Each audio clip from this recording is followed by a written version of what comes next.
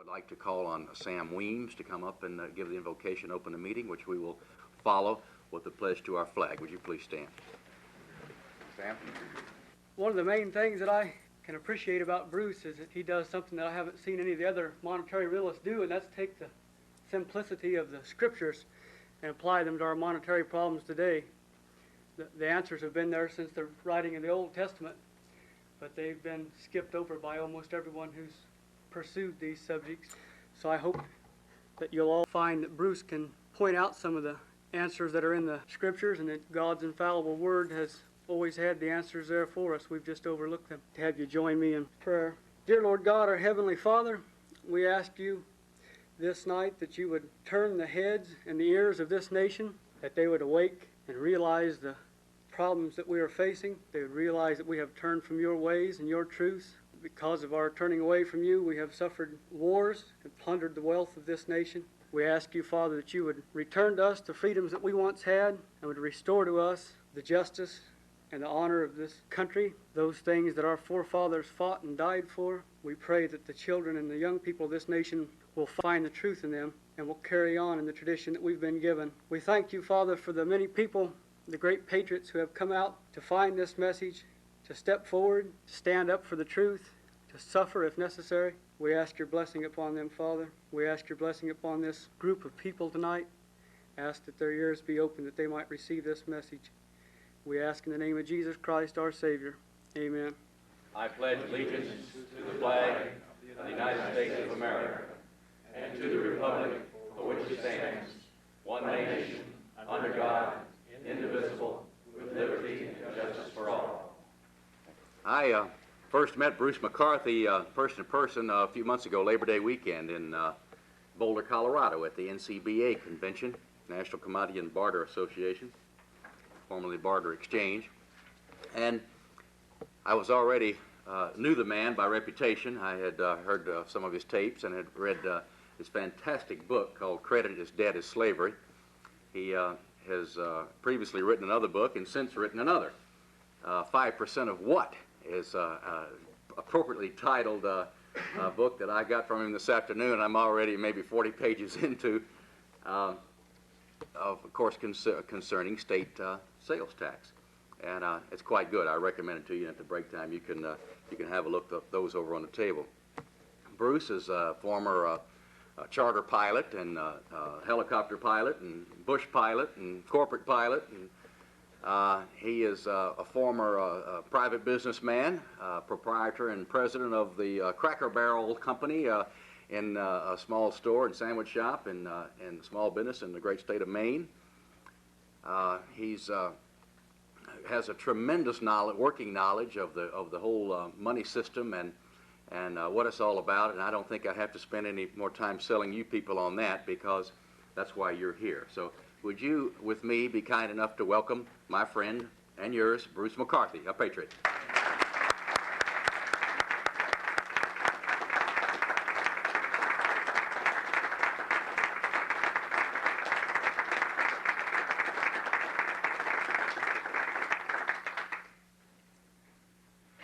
Thank you very much, Bill. And thank you, Sam, for that invocation.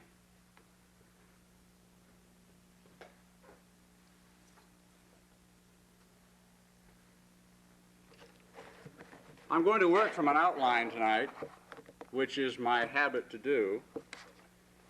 The reason I do that, as the Apostle Paul had told us in the writings of old, that there are numerous spiritual gifts.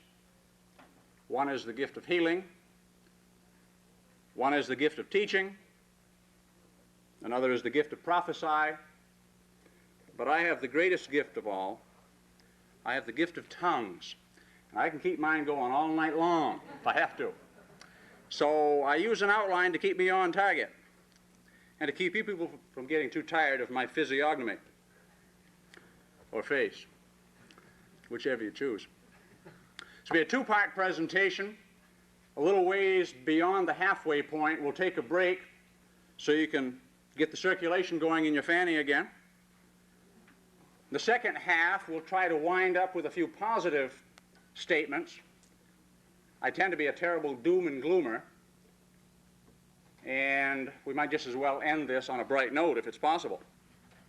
I'm also going to ask you tonight to be intellectually honest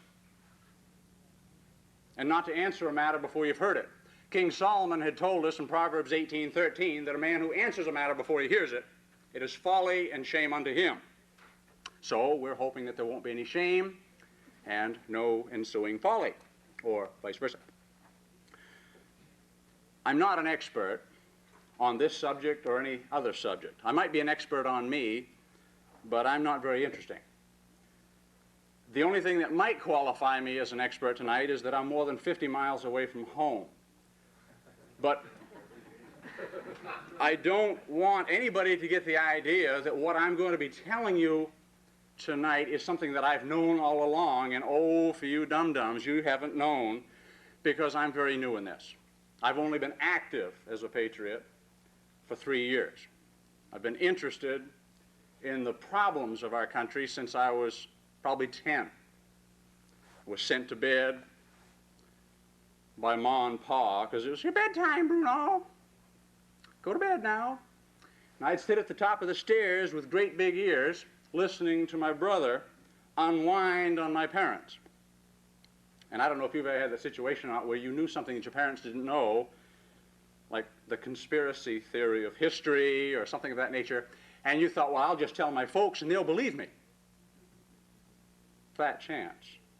Jesus said that the prophet is not well received in his hometown. And I can detect by the chuckles that you know that's true. Oh, well, we try, don't we? I'm going to be using 2 sources in the presentation tonight. I'm going to be drawing primarily from Federal Reserve publications, and I have a few here on the table. Any of these publications are available gratis from the Federal Reserve banks. After all, they stole them from you. The least they could do is give you 1 or 2 copies.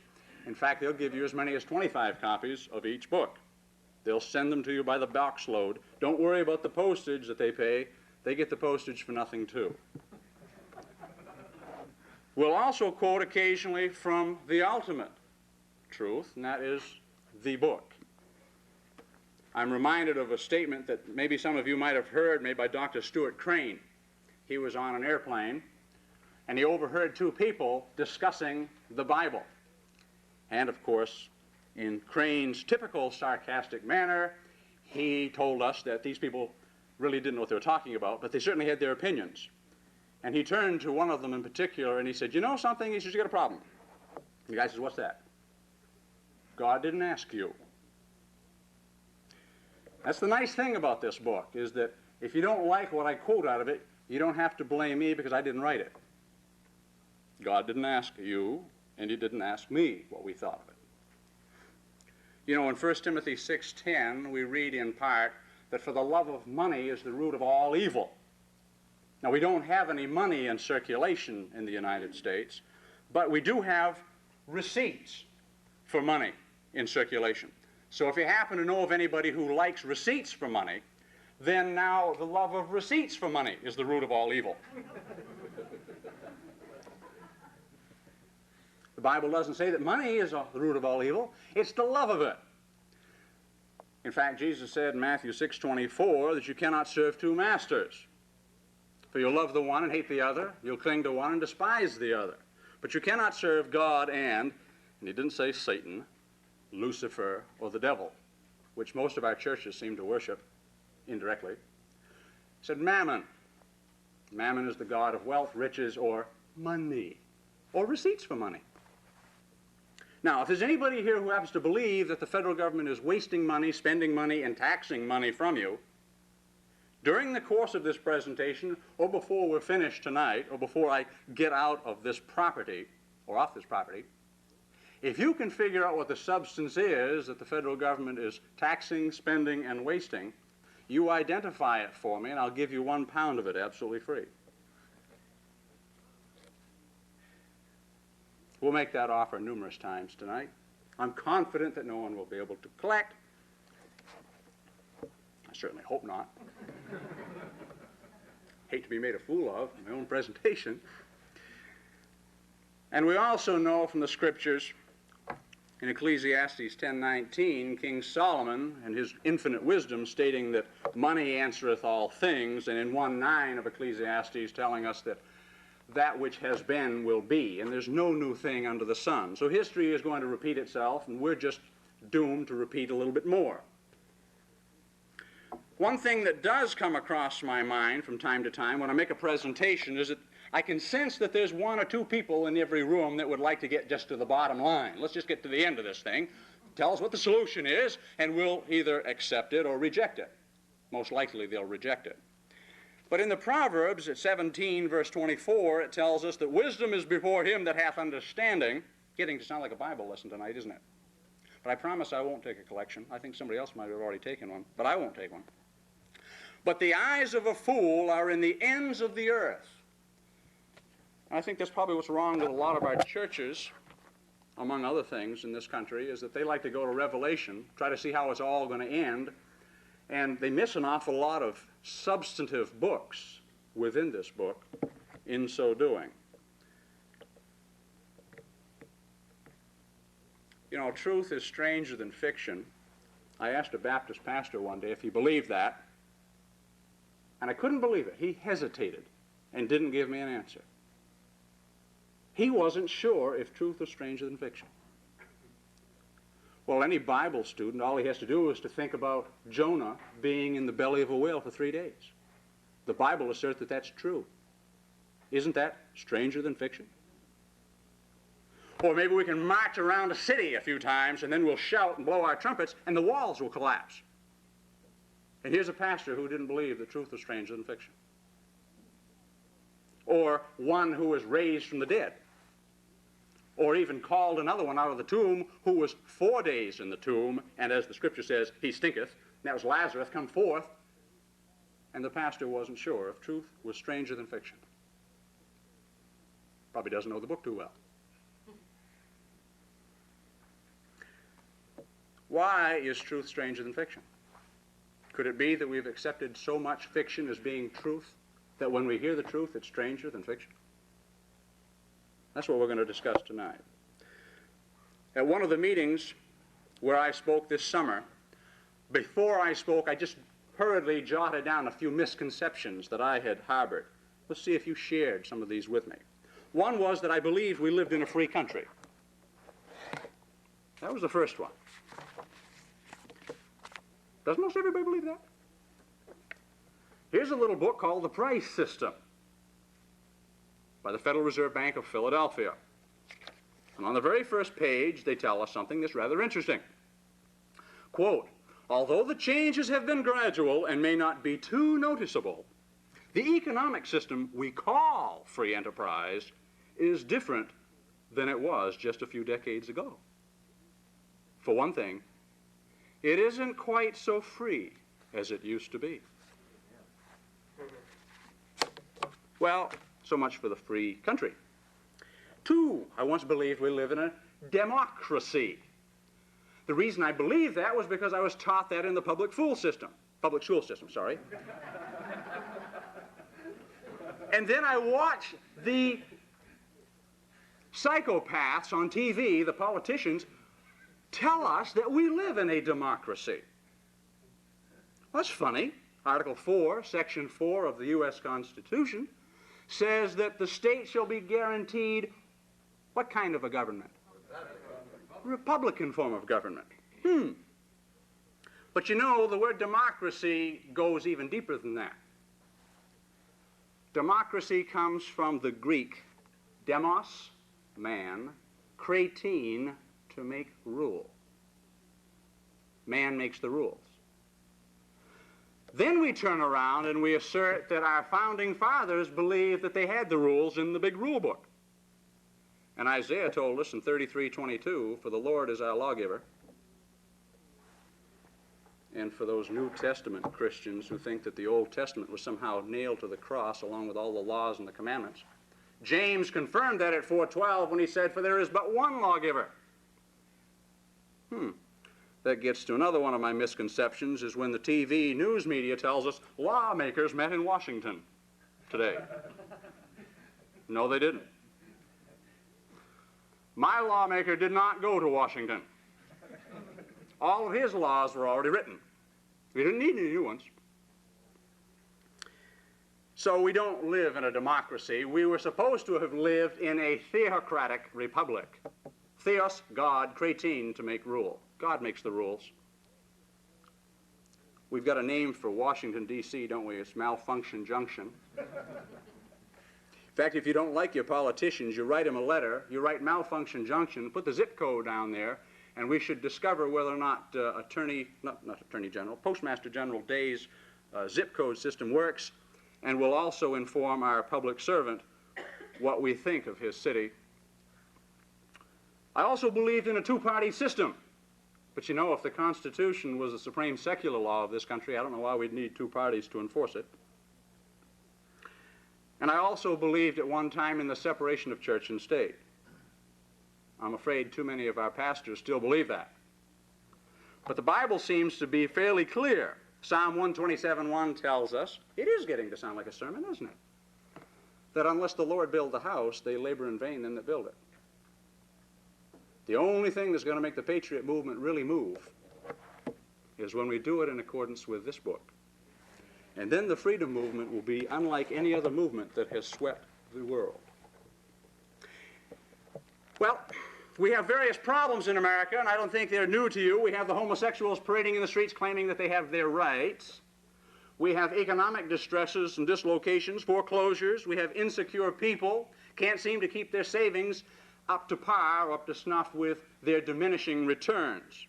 And we have political corruption. Doesn't everybody know that at voting time we go down to the polls and we vote for the lesser of two evils? What are we going to get? Easy, isn't it? But these are nothing more than effects for which there are causes. I'll only touch one cause. One cause is that we have delegated our responsibilities to someone else.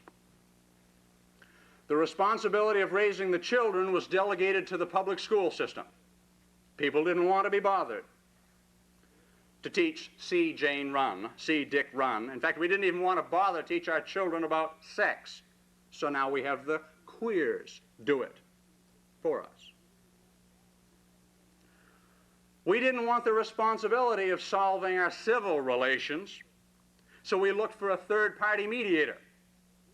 And I'm guilty. We had an apartment over our store back up in Calais, Maine, up on the Canadian border, and diagonally down the street from us was a liquor establishment, and the people would come out of there rather rowdy, and the noise that was taking place in there was also rather extensive. But did I call the proprietor and ask him to straighten out the problem? No, I called the police. It's a lot easier. I call them. Nobody knows who I am making the complaint, you see. And the problem never went away. Our wage and working conditions are being resolved for us by trade unions. How many people here belong to trade unions? Got a few. I asked my father-in-law one time, he belongs to a trade union. I said, when was the last time you negotiated a pay raise? Person to person, face to face with the boss. He kind of looked at me, hoped I'd go away. I used to fly for an irate wop, Italian, sorry, Tom DeCenzo, he's deceased now, and twice in the airplane, not on the same day, I applied for a raise and I got it. People told me, you know, you had him where you wanted him. No, not really, because the guy could really be insane when he wanted to be. But it was with fear and trepidation that I worked out my salvation. My compensation, sorry.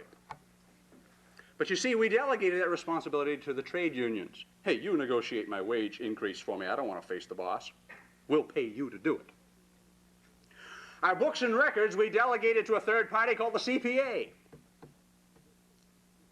And if Internal Revenue sends you a letter and tells you you're in trouble, boy, don't ask your CPA to help you, because he's already sent all the files to Internal Revenue. That's why you're in trouble, boy.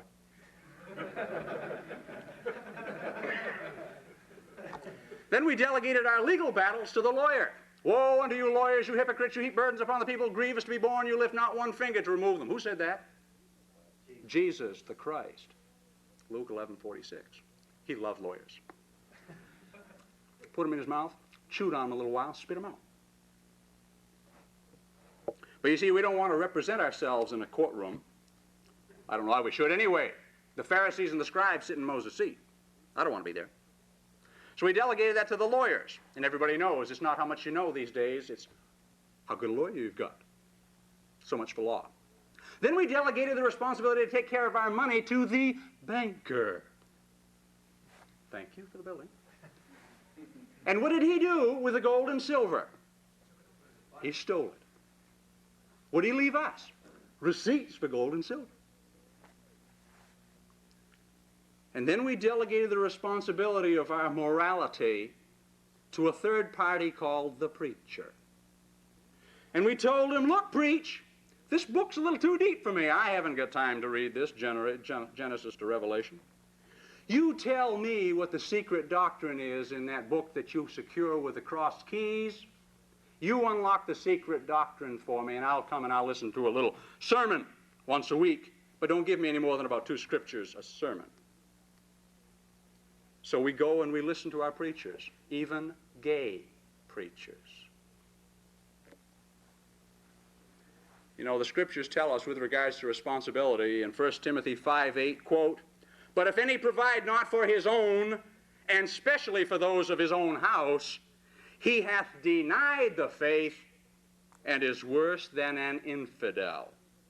You know, I'm reminded of a woman I talked with down in the Bahamas 2 years ago, Dolores Medinger. She was 71 at that time, from Austria. And in the course of discussion, she says to me out of the clear blue, you know, I'm quite frightened about the possibility of a third world war. Really? What would make you say something like that? She says, we have so many banks.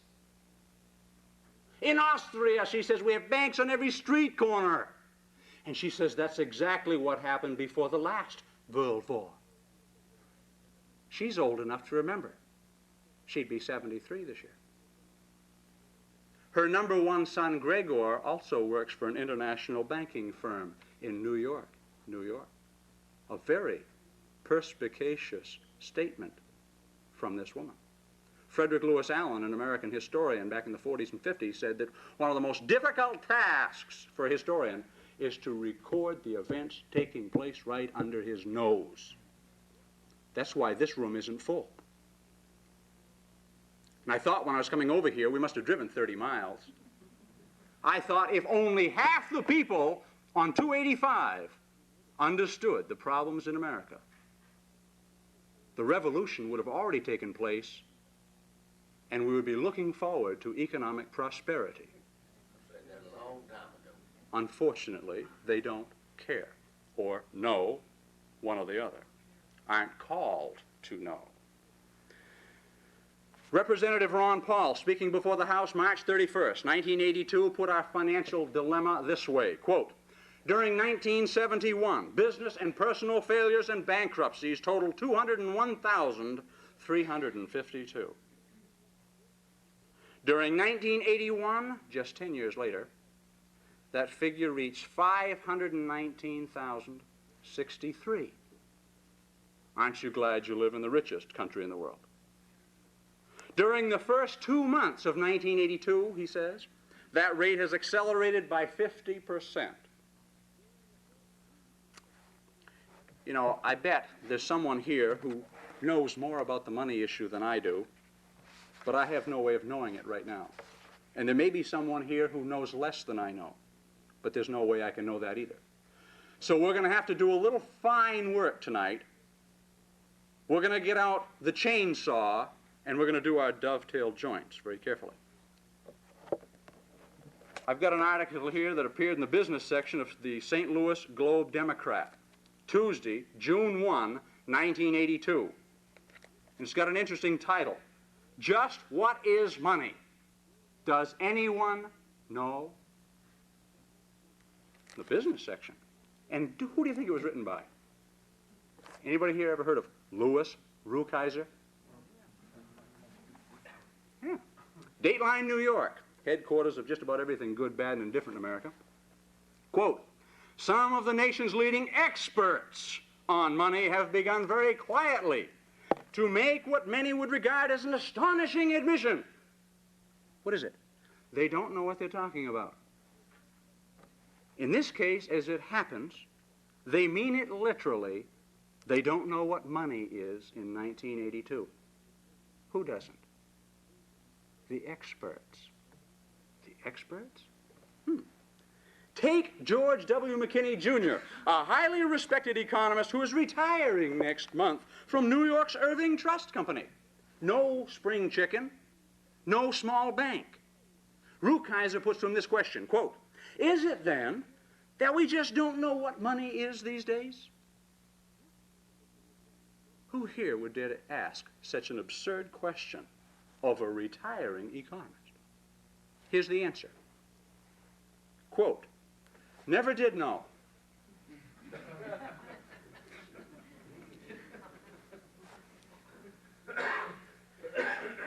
I'm glad he retired. Had me worried there for a second. What would be the chances that we could write a letter to Standard Oil Company and ask for a definition of their chief chemist for gasoline and have them write back and say, well, we don't know and we never did? No wonder it pings.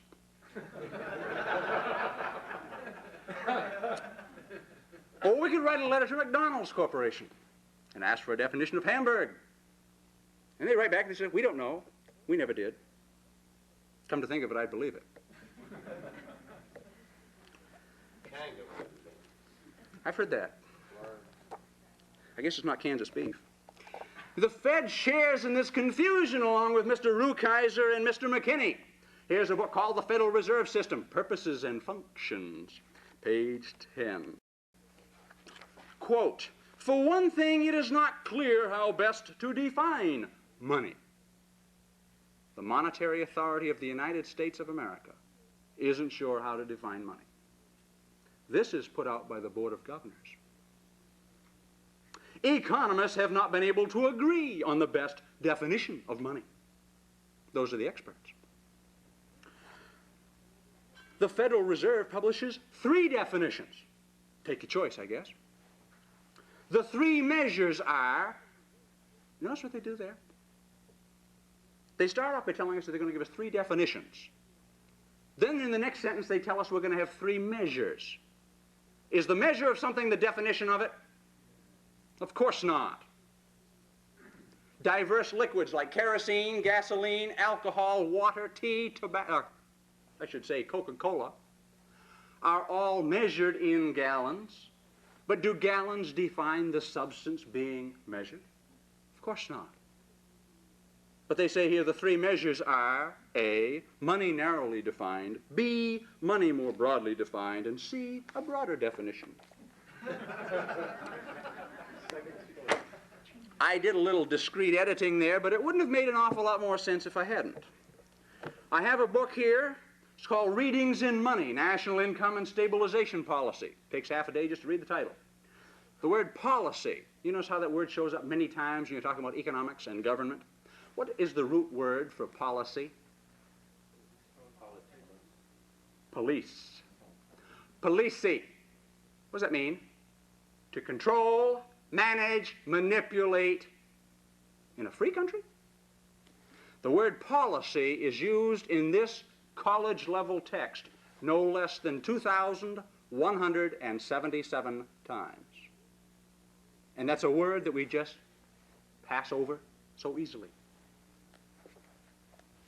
Page 157, we got a nice article here. It's written by Mr. James Tobin. Who's he? He's the Sterling Professor of Economics at Yale University. What does he say? Quote, for example, an eminent monetary economist, more candid than many of his colleagues, admits that we don't really know what money is, but proceeds to argue that whatever it is, its supply should grow regularly at the rate of the order of 3 to 4% a year.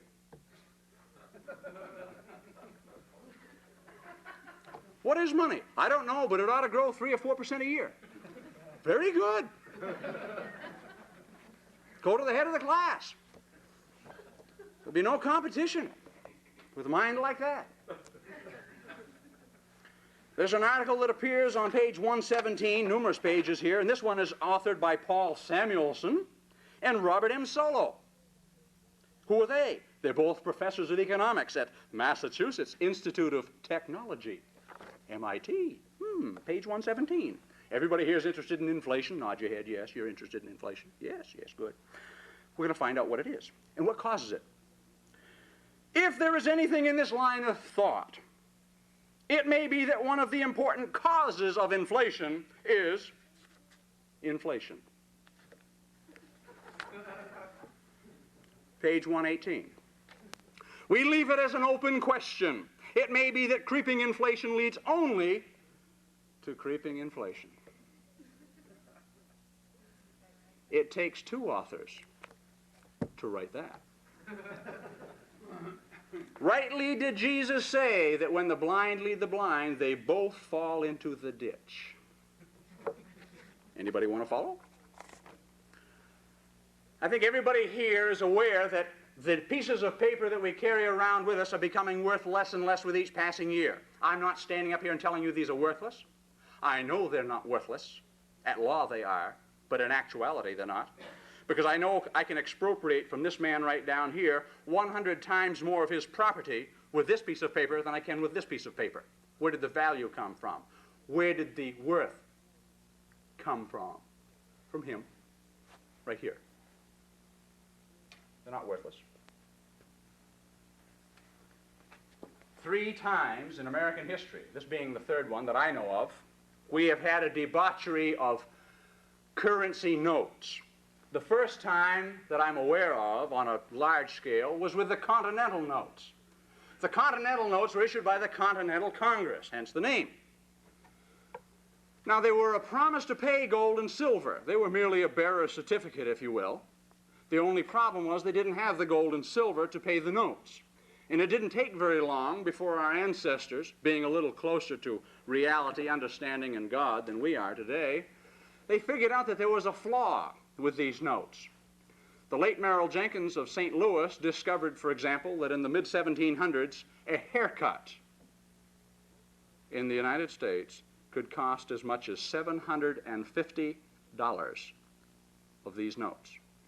That a pound of rancid pork could sell for $350, and that a keg of whiskey could be obtained by a retailer for $8,000, and the empty barrel sold back to his supplier for $12,000. That's in the United States in the mid-1700s. In the mid-1800s, we went through the same fiasco with the first unconstitutional issue, Lincoln greenbacks, United States notes, the Red Seal notes. I've seen too many books in the freedom movement that tout Abraham Lincoln as some sort of a super patriot for having issued what he called interest-free, debt-free paper money. First off, there's no such thing. Secondly, the Constitution doesn't authorize it even if it was 100% redeemable, because even 100% redeemable notes are unlawful according to the Constitution of the United States of America, so far as government is concerned. In fact, things got so tough during the Lincoln administration that not only did the gold and the silver come out of circulation and get buried between the mattresses, even the copper was being hoarded. They issued fractional currency. This particular note here is good for 5 cents. This one for 3 cents. France did the same thing with their French Revolution. My understanding is that these notes, the assignats or the assignes as some pronounce them, were issued against church-confiscated land. In fact, quite a few of those were issued against the same land, and they became worth less and less and less, and eventually a lot of people went to see the Gillette razor blade people. Heads started to roll in France. Well, our second president, Mr. John Adams, was quite familiar with the debauchery of the Continental Notes. He lived through that period of time. And he said, quote, "All the perplexities, confusions, and distresses in America arise not from defects in the Constitution or Confederation, not from want of honor or virtue, as much as from downright ignorance of the nature of coin, credit, and circulation. The Continental notes became so worthless that there was an expression declaring them to be not worth a Continental. The Federal Reserve Bank of Boston refers to that period of time in a publication entitled History at Your Fingertips and Spirit of the Nation, page 2 of this 1980 publication.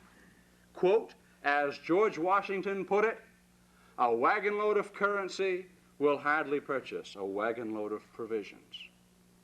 Not exactly a blue chip investment, and we're on our way down now the third time, this time with Federal Reserve notes. You know, folks, if we're going to study any subject, and believe me, I'm not here as an expert.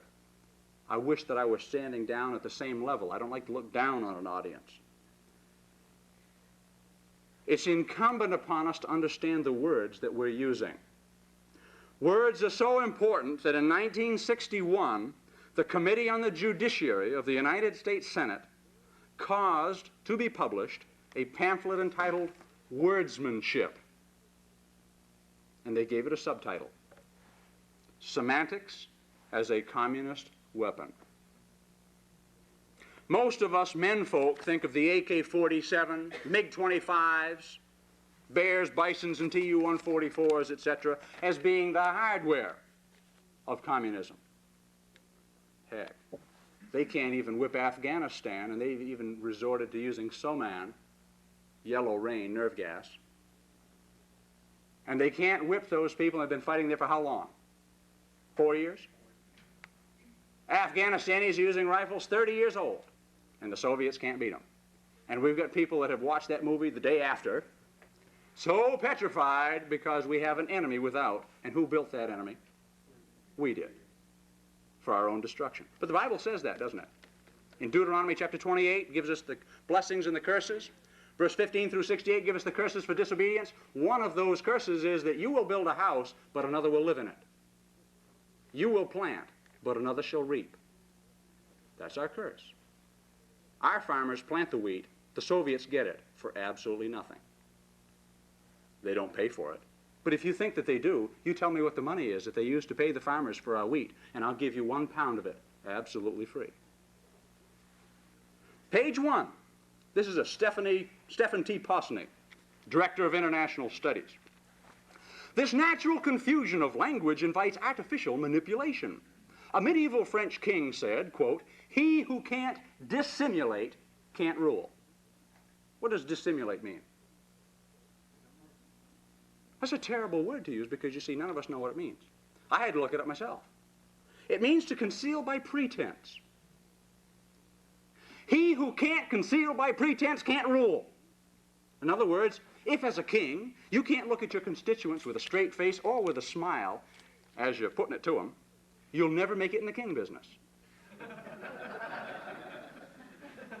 We're very fortunate in these United States that our politicians would never do that to us, would they? Hence, language is not only a tool to communicate, it also can be used or abused as a weapon to mislead, to create wrong impressions, and to induce false thinking. Even likens it to nuclear bombs. Dave Wilbur, friend of mine in St. Louis, another monetary realist, told me one day on the telephone, Bruce, if I can control the words you use, I can control your thinking. Anybody deny that? And if I can control your thinking, he says, I can control your actions. And if I can control your actions, I control you. When did he gain control over me? As soon as I misused a word. As soon as you use a word and you think you know what it means, as I'm so prone to do, someone gains leverage over you if he knows what it means. Some people discover this too late. They go to court. And the judge and the attorneys want to stipulate to a judgment of some sort. Next thing you know, you lost the case. How come? Well, they stipulated. What does that mean? I didn't know. We'll have a change of venue. What does that mean? It means we're just going to change locations. The income tax system is a tax on income. And everybody thinks that income is whatever comes in. Is that what it means? No. It's ruled by the courts to be gains or profits. How many people know that? Very few. Isn't that convenient? Could that be by design? Well, let's see here. We go back to the readings in Money and Policy here. We'll go to page 237. We're going to quote a Warren L. Smith from the National Banking Review. He says here, quote, "There may be circumstances under which the Federal Reserve should try to affect economic activity by influencing the public's expectations. Although this is clearly a tricky and possibly even dangerous form of activity." Isn't that awful? Here's a guy saying that they ought to do something that's dangerous. I couldn't stand up here and tell you to do something dangerous. To the extent that it is employed, it should be divorced from actions designed to control bank reserves, and here's what I'm getting at, and should take advantage of the subtleties of everyday language. Oh. The subtleties of everyday language. Isn't that what they did with the word income? Thank you. Maybe that's what they do with the word willful. You know, when you go to court and you find yourself with a 7203, willful failure to file, willful failure to report, willful failure to pay income taxes. What does the word willful mean? Voluntary, say most people. But if you look in Black's Law Dictionary, willful means voluntarily done with evil intent. The Pharisees are very careful to choose their words, and we're too careful to observe our own pride to admit that we don't know what they mean. How much easier it is to play dumb and say, "What's that word mean?" You can handle an internal revenue audit very handily by simply asking questions about every single word, because unfortunately, those dum-dums don't know what they're talking about either. And they can't wait to terminate an audit when you start asking, "What's a return? What does it mean to file? What's income?" Oh, they dance all over the place trying to figure out how to conjure up a definition right out of here, because they have no place to look up the word from their own code. 36,000 pages, and they can't even find the word. Well, we're going to talk about money. That was a long introduction, wasn't it? Told you I had the gift of tongues. I don't lie too often. What is money? Money is the single word equivalent to three other words, medium of exchange. A dictionary is nothing more than a table of equivalents for words. You go down the left-hand column, pick out the single word, and you find out what is equal to or equivalent to on the right-hand side.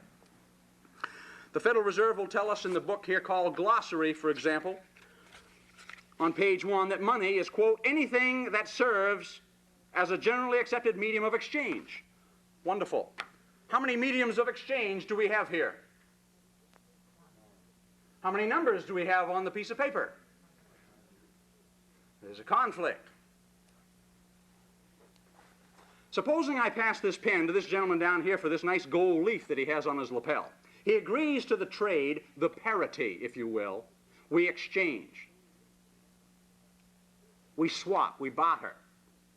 He tries the pen, finds out that it doesn't work, which is why I want to get rid of it in the first place. So he looks around for another customer. He finds someone over here who has a watch, and he says, "Would you like to trade this pen for a watch?" And the customer says, "Why, sure." This man passes the pen over to this gentleman for his watch. What has happened? A second barter transaction. A parity is established, one pen to one watch. The parity is 1 to 1. But something else has happened. The pen was used as the intermediate substance of 2 or more transactions. It was used as the medium of 2 transactions. It was used as the medium of exchange. It was used as money. Now, I've had people say, "Oh, we use money as a medium of exchange."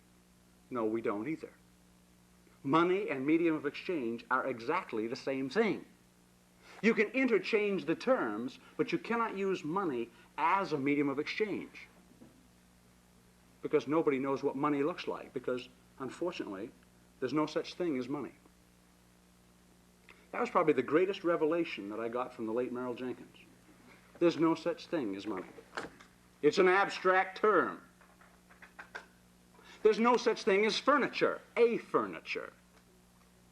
If I asked everyone in this room to deliver me a furniture tomorrow morning, she might deliver me a table, he might deliver me a bed, he might deliver me a lamp. All of those things are used as furniture, but nobody in this room could deliver me an object called a furniture. There's no such thing. It's an abstract term. Likewise, there's no such thing as a money, but you can use something as money. Well, throughout history, what has been used as money? Cows, moo, have been used as money. We don't use cows as money today. How come? Well, quite a few reasons. They're messy. They carry themselves about, which is more than you can say for gold and silver coins, but it's difficult to make change for a cow. It is, isn't it? This man over here has got 4 handsome goats, and I've got a beautiful cow. And I said, I'd like to swap my cow for your 4 goats. He agrees to the parity, the exchange rate. But he only wants to give me 2 of his goats.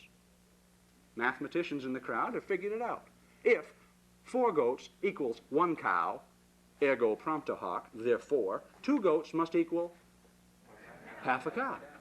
You see the problem that's coming. He goes to his shed, he grabs his big saw, and he comes over to old Bossy here. I said, what are you going to do? He said, I'm going to make change. Oh, I see. Salt has been used as money. In fact, we even use an expression today sometimes, not worth his salt. We've heard that expression, right? Why do we use that expression? Because salt was used as money. Roman soldiers were at one time paid in salt. In fact, the Latin word salarium is where we get the word salary. And the word salarium means salt in Latin. You know, it's interesting, too, that the book tells us, I think it's in Matthew 5:13. Don't hold me to that.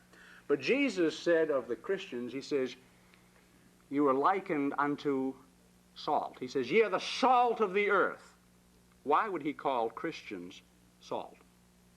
Why wouldn't he call us gold or silver? Because salt holds back corruption. A little bit of salt sprinkled on a piece of meat will keep it from spoiling. And a few Christians who will do the word, not only hear it, will keep a society from going to hell in a handbasket. And I don't care how many people go down front in a Billy Graham crusade. I've heard that 50% of the American population claims to have had a born-again experience. I don't believe it. Because if 50% of this country had a born-again experience and believed and acted on the word, this country wouldn't be in the mess we're in, and we wouldn't have to be here tonight for this kind of a meeting. Thank you. Corn was once used as money. Tobacco was used as money. Where? Colonial Virginia. Not too far away, not too long ago. Well, what do you mean? People walked around the countryside with tobacco leaves sticking out of their pockets? No. You grew the tobacco and deposited the tobacco in a tobacco bank. It's called a warehouse. The warehouse operator gave you a tobacco receipt, a warehouse receipt, a certificate of deposit, a CD. You went downtown with the CD, found a gentleman with a watch and said, how much for the watch? He says, 30 pounds of tobacco. You can see how hard that would be for a young lady to tote that around. She merely handed him a receipt for 30 pounds of tobacco, and he went to the warehouse to get the tobacco. One ugly critter, this guy, if he finds out there's no tobacco in the barn. There's no tobacco in the barn, but we don't have very many outraged citizens yet. Stone wheels were used as money. When? Up until World War II. Stone wheels standing about yay high in the Yap Islands of the Pacific. They did round off the edges so those islanders could transport their savings account. Very handy. I'm sure airline pilots would be delighted when you rolled your savings account out to the airliner and you're going to go take a trip. Where are you going with that, Sonny? Oh, I thought I might fly to Hawaii. Not with that, you're not. Well, that's my savings account. Sorry, you leave that right here. But nothing has been used as money to the extent that silver has, and especially gold. Now, if you're going to use something as money, it must exist. Pretty smart, huh? We take things right down to the quick back in Maine. We really go to the bone. If it exists, it's a tangible. A tangible is perceived by one or more of the five human senses. You can see it, smell it, taste it, hear it, and touch it. He sure is getting awful basic with us tonight. Why? Because we're not using anything as money that can be seen, smelled, tasted, heard, or touched. But if you think we are, you tell me what it is and I'll give you a pound of it absolutely free. You're going to get sick of that offer.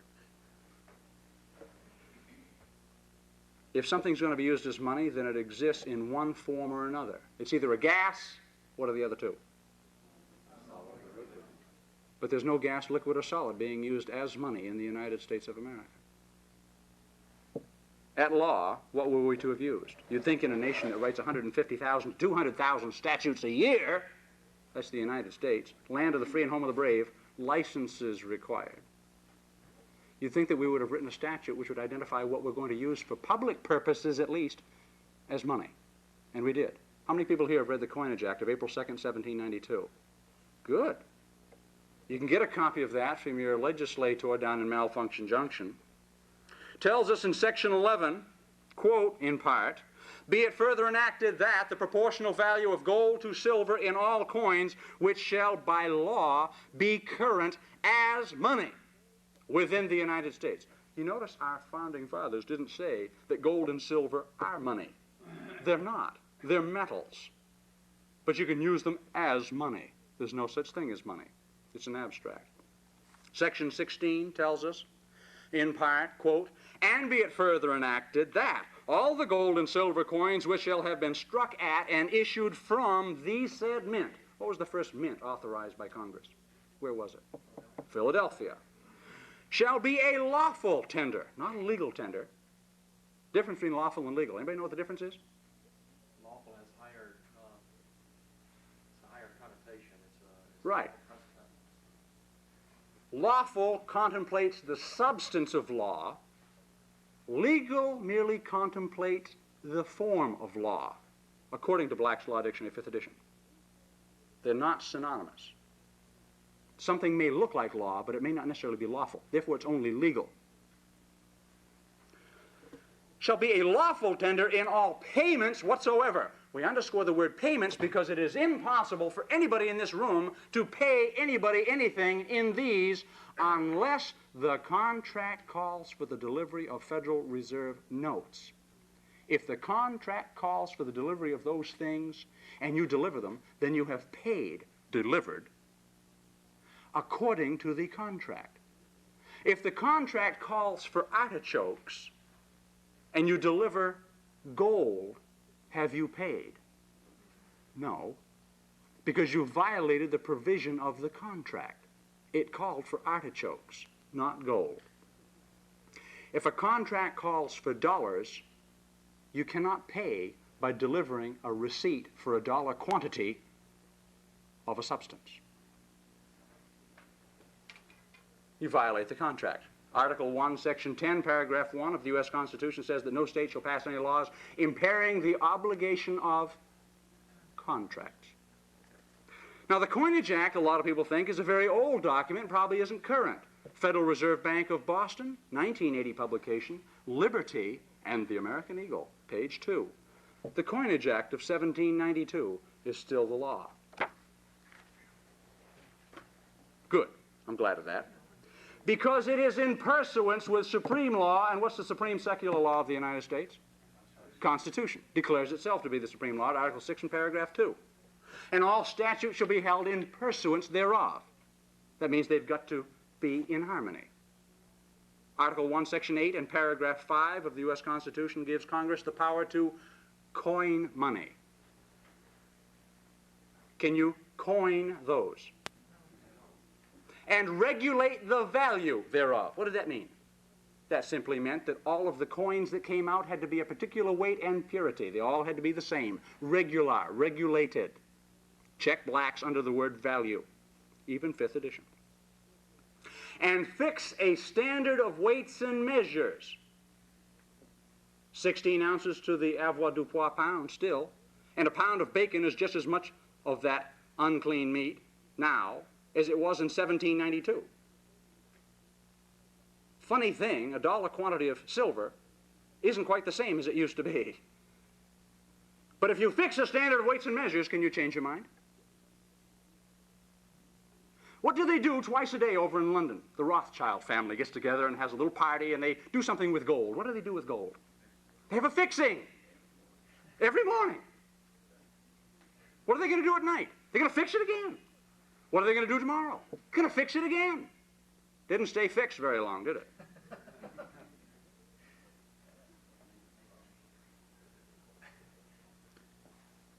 Article 1, Section 10, and Paragraph 1 also tells us the states cannot make anything but what? A tender in payment of debts? In coin form, not in shavings, dust, or bullion. It's got to be in coin form, because that is what is regulated. When it's put in the coin form, that's when it's regulated. The purity, you see. We also know from 16th American Jurisprudence, second series at Section 177, once in a while we find it in Section 256, I'm not sure why, that a statute which does not conform to the Constitution is null and void. Oh, you know that. You're good. Since when? As if it had never been enacted. And we got into a situation a year ago up in Maine. About 24 of us decided to go down to the Internal Revenue Office in Bangor. Thought we'd kind of do a reverse audit. One fella showed up.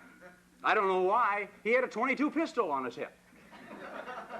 Now, he wasn't mad, because if he had been, he would have brought his .44 Magnum. So I knew from just the caliber that this was going to be a friendly visit. The IRS agents were on the second floor, peering out between the Venetian blinds.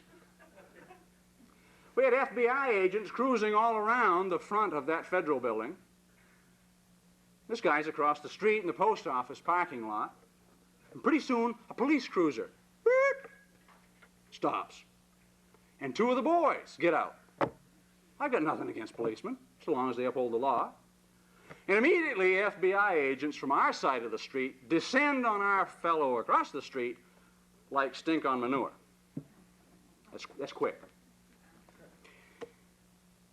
And I walk across the street behind this guy, and this FBI agent's got his hands out, you know, and he's shaking like a leaf. I would too if I was breaking the law, wouldn't you? Had his suit on. I'd lean across his arm, look up at him, and who are you?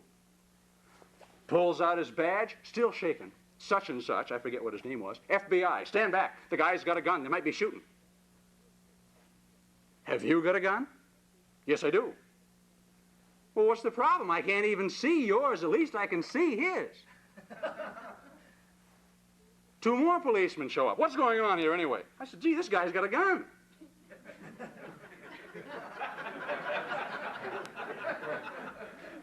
So do you. The Maine Constitution at Article 1, Section 16, and by the way, you can claim the rights and privileges and immunities that we have in other states, can't you? Article 1, Section 16 of the Maine Constitution says the right to keep and bear arms shall never be questioned. And they set up a cordon around this man, and they began to question him because he was keeping and bearing it. So he asked a police officer, did you take an oath of office to uphold the Constitution of the United States and the state of Maine? And he looks me square in the eyes and he says, I took an oath to uphold all laws. That's sad. That's sad. Because most of the laws are in conflict. James says in 1:8 that a double-minded man is unstable in all his ways. You see, the city of Bangor could pass an ordinance and says that nobody can own a gun. Is that a law? No. Need it be obeyed? No. Need a court enforce it? No. 16 Amger 2nd, Section 177. We go right to the American Encyclopedia of Law and Practice and Procedure. Well, anyway, when we get talking about a substance going to be used as money, there must be a means of expressing it. If concrete was used as money, how would we express it? Cubic yards. If milk was used as money, how would we express it? Quarts, gallons, liters, Philip. If lumber was used as money, how would we express it? Board feet. If gold and silver were used as money, how would we express it?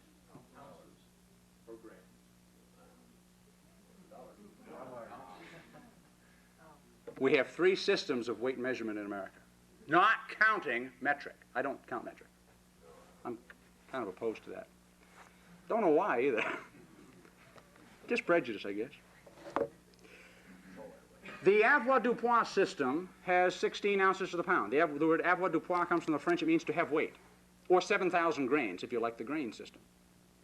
If you put gold and silver into shavings, bullion, or dust form, what system do we use? Troy. How many ounces to the Troy pound? 12. 1 for every tribe? We won't get into that. 12 ounces per pound. 12 ounces to the pound in the Troy system. When you put the gold and silver into coin form, what system of measure do we use? Dollars and cents. The Coinage Act established a decimal system of monetary measure. Up until that time, we measured the substances, gold and silver, in shillings, pence, pounds, and so forth. We don't use those systems of measurement any longer. We use the decimal system. And in a decimal system, how many parts to the whole? 100. 100%. How many cents in a dollar? 100%. Okay? Lovely. Now, if we turn to our handout sheet, which I hope you've got, we have a little simple thing here. Maybe you've seen this before. We've circulated these before at other meetings. What is a dollar? Now, I've handed these out to you people because you need something to be able to take to your next door neighbor because your neighbor thinks you're a nut. So you must use common sense. And I think it was Voltaire who said that common sense isn't very common. I try not to resort to statutes, and here's the reason why. Statutes are subject to constant revision. We have Maine revised statutes annotated in Maine. Why are they revised? Because the bureaucrats can't make up their mind what the law ought to be. The Constitution, you see, is beautiful. It doesn't get revised daily. But this has been around a lot longer than the U.S. Constitution. It's got a lot better track record. And that's the ultimate law. In fact, Sir William Blackstone, the eminent English jurist from, the 18th century, said that an enactment which does not first conform to the laws of God is not a law. Amen? Amen. Amen. What is a dollar? Simple logic. If a tuna is a fish, wouldn't 100 tuna be 100 fish? Do I have any discrepancies and disagreements? We're all in accord. If a Ford is an automobile, wouldn't 100 Fords have to be 100 automobiles? If a lime is a piece of fruit, wouldn't 100 limes have to be 100 pieces of fruit? If a dollar was a piece of paper, wouldn't $100 have to be 100 pieces of paper? Sure. But I'll tell you the answer that I've gotten so many times. Because there are only certain people that have the ears to hear and the eyes to see. Not everyone is given to know. A businessman that I met in the Bahamas a few years back had a $50 bill in his hand. I was sort of like a newborn Christian at that time. You know how they are? They get the big gold cross out and they start beating you over the head. Down in the gutter, sinner, now is the accepted time. Are you saved? Well, I was kind of that way with the money issue. I couldn't wait to tell this guy that that was not $50. He says, everybody knows that's $50. I said, well, I just said it wasn't, so obviously not everybody knows that. Whew, that went over like one of those balloons. I said, if a tuna was a fish, wouldn't 50 tuna have to be 50 fish? Here's his answer, and I quote, this man's a white-haired man, should have a little wisdom. Not necessarily.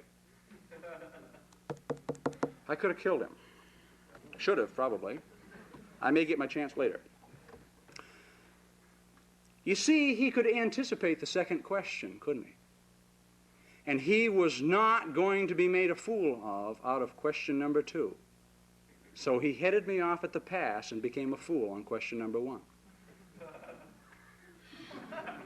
Great consolation. If land was used as money, it would be expressed in acres. Deeds are written on paper. Aren't they expressed in acres? An acre is not a piece of paper, is it? If milk was used as money, it would be expressed in quarts. Receipts for milk are expressed in quarts. But a quart is not a piece of paper, is it? Gold and silver were used as money and expressed in dollars. Receipts for gold and silver, which are all the notes and certificates ever were, well, they'd have to be expressed in dollars too, wouldn't they? But dollars were not pieces of paper, were they? You see, these are nothing more than deeds or claim checks to a quantity of money. Supposing this lady over here had 1 acre of land and this gentleman over here had 100 acres of land, and I said, I would like to see your deeds. They bring their deeds down front, put them on the table, and being a very intelligent soul, I say, aha! The deeds are exactly the same size, 8.5 by 11. Well, a judge would look at you and say, of course, stupid. The deed is not the land. The note is not the money. That is a deed or a claim check to a $1 quantity of money, and it ain't there. That is a deed or a claim check to a $100 quantity of money, and it certainly ain't there. In the Bahamas, I got a chance to teach school, which is quite an experience, to teach economics to 7 to 14-year-olds. And I'd hold up a $100 bill. What's this? That's $100. Hold up a grapefruit. What's this? That's the grapefruit. Turn the grapefruit around. We had a nice big number 100 emblazoned on it. No, I said, it says 100 grapefruit. Ha, ha, ha, ha. They thought that was funny. Hold up a $100 bill. What's this? $100. Hold up the grapefruit. You could go all day long. They'd never catch on. I hope our people aren't that bad. The schools have done their jobs admirably. Look, when we get talking about money in the United States, we get eventually to the Constitution.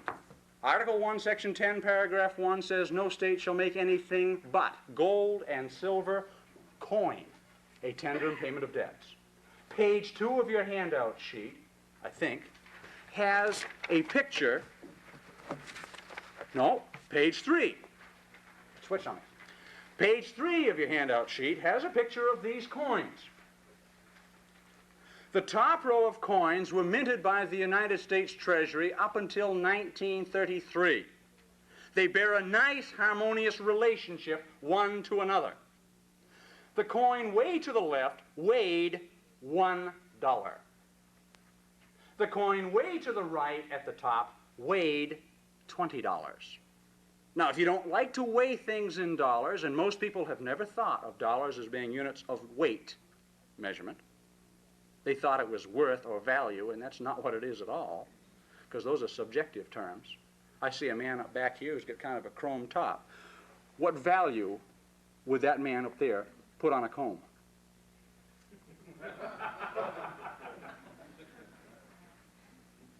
What value would this man put on the same comb? What is a refrigerator worth to an Eskimo? What is a refrigerator worth to you in summer Atlanta heat? Worth and value are purely subjective, the way we use the terms today. The way they were used in the Constitution, regulate the value, did not mean regulate what you think something is worth. No free country was founded on such a principle as that. But it meant to regulate the purity and the weight. Okay, now if you don't like using the $1 system or the dollar decimal system, then you can measure the gold in grains. A dollar of gold was 25.8 grains through most of the coinage history. They kept changing their mind because they couldn't figure out where they were going to fix it, you see. The coin to the right of this $1 weight weighed exactly 2.5 times as much. How much did it weigh? $2.50. The coin to the right of it weighed twice as much as the 2.5. How much did it weigh? It weighed $5. The coin to the right weighed 10 times as much as the $1 coin. How much did it weigh? It weighed $10. Now, if you don't believe me, get out a coin book, look up this coin, and it'll tell you it weighs 25.8 grains, 90% pure. It will then tell you that a $10 weight of gold weighed 258 grains. All you did was move the decimal point to the right, one place. Accuracy, 3 places to the right of the decimal. Not bad. Now, the second row of coins were the silver coins minted by the United States Treasury up until 1965. nice harmonious relationship between the coins, the one way to the left, weighs how much? It weighs a half a dime. The coin to the right of it weighed how much? It weighed a dime. Why did it weigh a dime? Because Section 20 of the Coinage Act, which was also 31 U.S.C. 371, which has subsequently been revised to 31 U.S.C. 5101, said, and Section 20 still does say it, and I'm only throwing this out for the Pharisees and the scribes who may be here, the money of account of the United States, what was the money of account? Gold and silver. Gold and silver were the money of account. The money of account of the United States shall be expressed in dollars or units. Dollars aren't money. They only express the money, just like cubic yards express the concrete. Expressed in dollars or units, and then it went into lesser units. Dimes, tenths, cents, hundreds, mills, thousands. Oh, that's where the mill comes from. Guess so. Now, if there's no such thing as a dollar, there can be no such thing as a silver dollar. It is a dollar of silver. The object is made out of what? Dollars? No, it's made out of silver. How much does it weigh? $1. That's made out of gold. What does it weigh? $1. We got a little bit of a problem coming up. I hope you see it. It's quite obvious. Got a problem. If there's no such thing as a dollar, then there's no such thing as a dime. Don't tell me you want a silver dime from me. What you're saying is you want a silver tenth of a dollar. And there's no such thing as a dollar, so there can't be any such thing as a tenth of a dollar. That's like saying you want a silver tenth of an ounce. What does a silver tenth of an ounce look like? But a tenth of an ounce of silver you can understand and you can see it. Go into a butcher shop and tell the butcher, I'd like to have a pound, please, or just slice it real thin. It improves the flavor. He says, pound of what? A pound of pounds, of course. Go into a liquor store. Hope you don't. I would like to have a fifth. A fifth of what? A fifth of fifths. I want to get stoned tonight. On what? Fifths? Yeah. Sounds like you've already done it. So that's a tenth of a dollar. That's a dime of silver, not a silver dime. That's a $quarter weight of silver, a $half weight of silver, and a dollar weight of silver. And here is one of the great downfalls, I suspect, of our founding fathers. They weren't pure. Let's not hold our founding fathers up as if they had never sinned, because the Bible says that there is none without sin. There's none righteous, no, not one, for all have sinned and come short of the glory of God. The Bible tells us by commandment, you shall not have in your bag a weight, a large and a small. Deuteronomy chapter 25, verse 13 through 15. We can go through at least 10 scriptures on just weights and measures. The Bible commands just weights and measures. The Bible says in Deuteronomy 25, 13 through 15, thou shalt not have in thy bag a weight, a large and a small. Thou shalt not have in thy house a measure, a large and a small. But thou shalt have a perfect. He's not too demanding, is he? But thou shalt have a perfect and just measure. Why? Commandment with promise. That thy days may be prolonged or lengthened in the land which the Lord thy God giveth thee. And I'm of the persuasion that God gave us this land, and if we want to get it back, we're going to have to restore just weights and measures. Amen. A dollar weight of silver should have been just as much metal as a dollar weight of gold. That, believe it or not, would have absolved us of a great deal of confusion.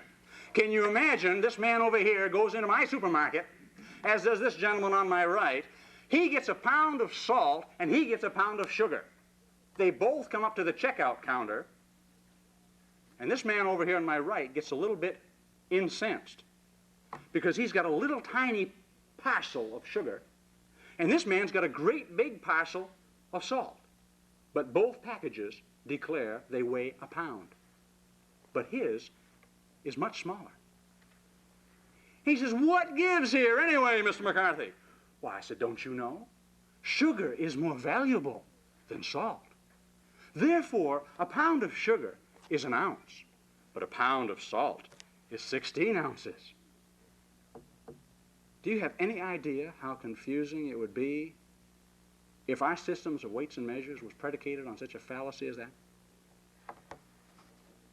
But that's what our founding fathers did. They said, silver isn't as valuable as gold, and therefore a dollar weight of it is 16 times more than a dollar weight of gold. And by doing that, we thought dollars were things. But nobody in his right mind, if those coins were the same size, would simply say, for my suit of clothes, I want $1, and not identify what it was he wanted $1 of. That would have been eliminated, that confusion, if those coins had been the same size. I won't harp on that. Some of you may have caught that. Some of you, it may have gone right over your head. I have no idea. I think somebody caught it over here. Now, what do we have for just weights and measures in our coin system today? There it is. Third row down. Now, you know, you can ponder that like you could ponder your navel and say, you know, I think there's something wrong with that. I don't think you have to be a guru to figure out what it is. Those coins are all made out of copper and nickel, with the exception of this one now, the 1-cent piece. But a person could look at those and ask some simple, obvious questions. How come this coin, made out of copper and zinc, or whatever it was made out of up until 1982 or thereabouts, how come this coin contains more metal than this coin over here, and this coin's made out of 95% copper? How come this coin, which is smaller, gets me 10 times more down at the candy store? How come the Susan B. Agony Super Quarter, which is only 50% heavier than the quarter, gets us 400% as much down? They're both made out of identical metals. My wife and I, when we came out of Maine, back in January, we stopped at a toll booth in Kittery. In fact, you'd say Kittery if you were down easter. And the toll was $1.55. So she hands me an Agony buck, a Kennedy half, and 5 of the new slug pennies. We hand them to an attendant who was probably in his early 50s, and he's standing there. He says, that's $1.55. I said, yes, sir. He says, $1.55. Yes, sir. He grabs the big coin. He says, what is that, $1? I said, no, that weighs a half $1. The dollar coin is the small one. He had never seen the dollar coin and the $half coin in juxtaposition before, to realize that a dollar coin is a lot smaller than a half. But you know something? Once he read the superscription on that coin,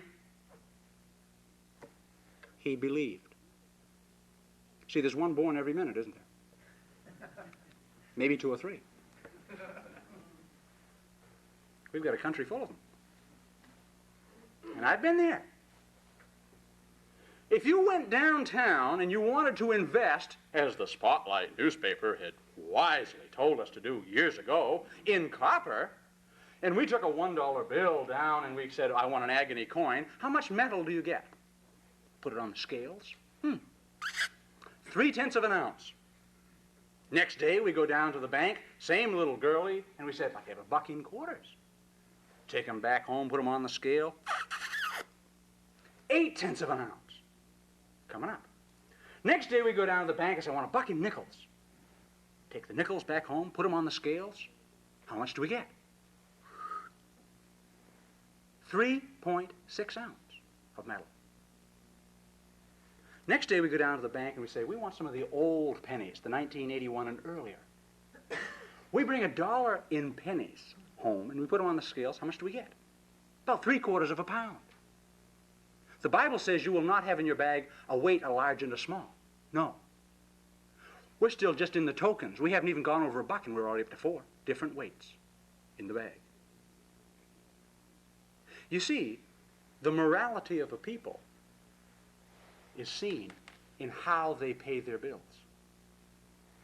A moral people pays up front, owes no man anything.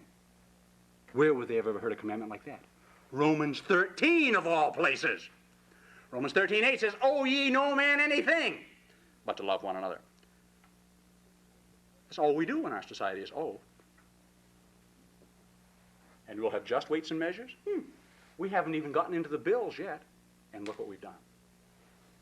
If you were going to invest in copper, and this is pre-1981 copper, which of these coins would you get?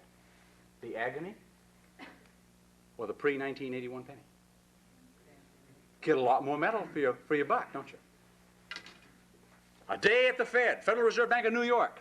This is the central bank of the 12. Page 9. The constant drain of pennies presents a mystery to the coin section.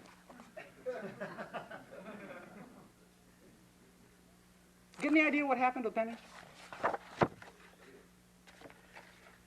My wife and I had taken the advice, what we thought was intelligent advice, from a newspaper called The Spotlight.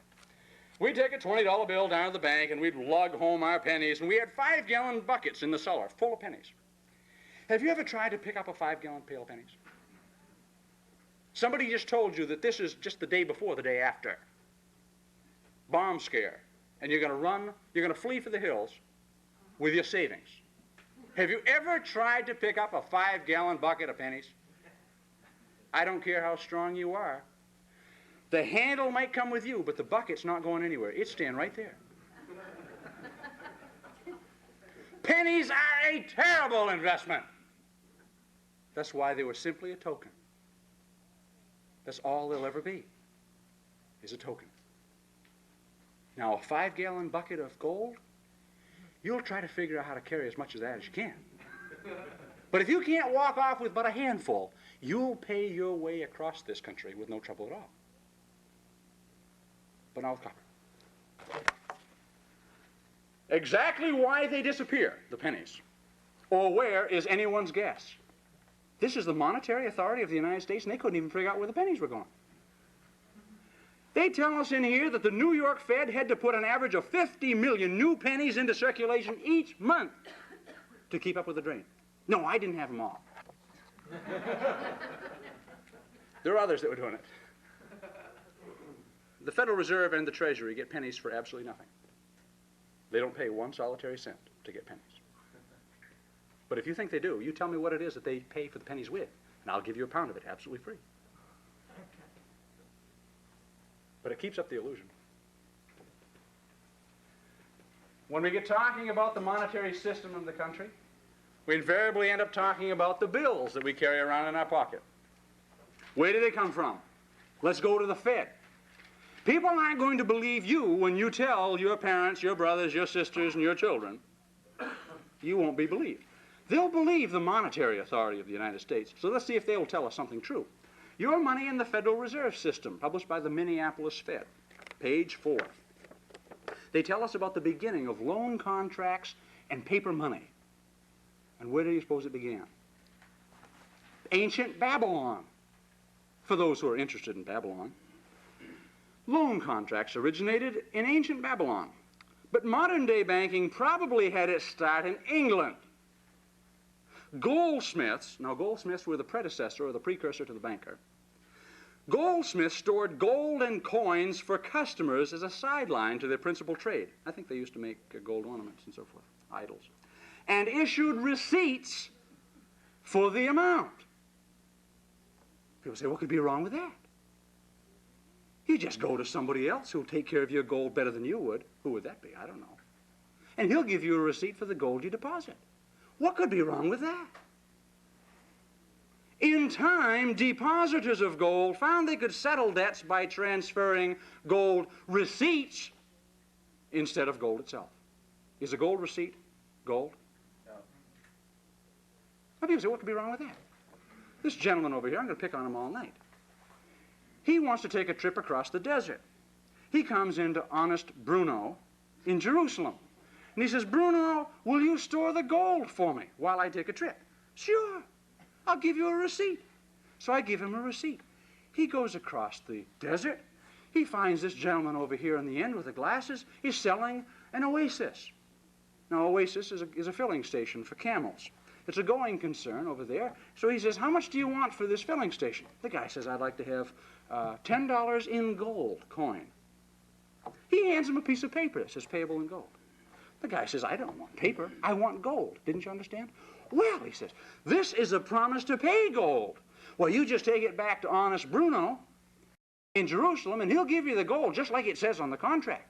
I mean, a contract is an agreement to do or not to do a certain thing, and he'll do it. The receipt passes as a proxy token, as a surrogate for the gold. What could be wrong with that? When the gold is deposited, I got a question for you. When the gold coin is deposited, a $10 weight of gold, I'm holding it, and I give him a $10 receipt. When he spends the receipt in the marketplace, how many purchasing units do we have in the marketplace? The gold coin is on deposit. The receipt is now going to be spent in the marketplace. How many purchasing units do we have in the marketplace? One purchasing unit equal to a $10 weight, okay? Or 10 units if you want to call it that, okay? Let's say one item. The receipt can be one item. Now watch. Goldsmith soon discovered that part of the money left with them was never withdrawn. What was the money? The receipt or the gold? Okay, can a receipt for money be money? Can a receipt for a steak be a steak? Can you sit down and eat receipts for steak? Can you eat receipts for orange juice and get vitamin C out of them? Okay. What would you do if you had a room full of gold coin and nobody came after it and it didn't belong to you? Jeremiah 17:5 says, cursed is the man who trusts in mankind. 17:9, the heart of man is deceitful and desperately wicked. What would you do, sinner, if you had a room full of gold coin and nobody came after it? Yeah, of course you would. You'd either spend it or do something even worse than that. They could loan it to other persons who would repay later with interest. Another no-no from the Scripture. What could be wrong with that? I give him the receipt for the gold coin. He goes out and spends the receipt. This gentleman down here looks kind of like an entrepreneur type. He's learned in college that he should go into debt and spend somebody else's money. So that's what he's going to do. He comes to honest Bruno. He says, Bruno, would you give me $10 in gold? I give him $10 in gold. Where did I get that? That was his gold. He's spending a receipt for that gold coin. And what did I do? I turned around, I loaned the gold coin out. Now I'm going to ask you, how could the receipt claim the gold coin if the gold coin is also in circulation? It can't, can it? How many purchasing units do we now have in the marketplace? We now have either two pieces, or 20. What happens to the price of peanut butter? Does it stay down? Does it go down, stay the same, or does it rise? It rises through a law of competitive bidding. There's no such thing as a law of supply and demand. I may get to that later. No such thing. We've swallowed a law. Furthermore, the borrowers found it convenient to accept receipts for the amount of their loans rather than the actual gold. Can you believe that garbage? He deposits a gold coin with honest Bruno. I give him a receipt. He goes out and spends the receipt. This man comes to borrow the gold coin, and I convince him that a receipt is much more convenient to handle and carry than that barbaric metal called gold. Why, he'll wear out his pockets eventually. And if he has all the gold on one side, he's going to come down heavy and he's going to punch a hole through the toe in his socks. So I'm going to convince him that he doesn't want to carry that barbaric metal. Carry a receipt. So I loan him the receipt and he's spending a receipt. Both people have a receipt for the same gold coin. Question, who has the gold coin? Honest Bruno. Have you ever noticed you never see a shabby bank? Never. Now the Bible commands us in Deuteronomy 19:15 that by the mouth of two or more shall every fact be confirmed. So we're going to go to the Chicago Fed, modern money mechanics. I've been told through the Monetary Realist Society that a mechanic is a card shark in Las Vegas. So this is modern money card sharks. Federal Reserve Bank of Chicago, page 3. This is a good book. Banks can build up deposits by increasing loans.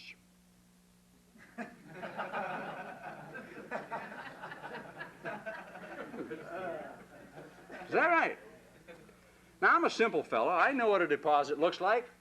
I've seen them out behind the barn. They stand.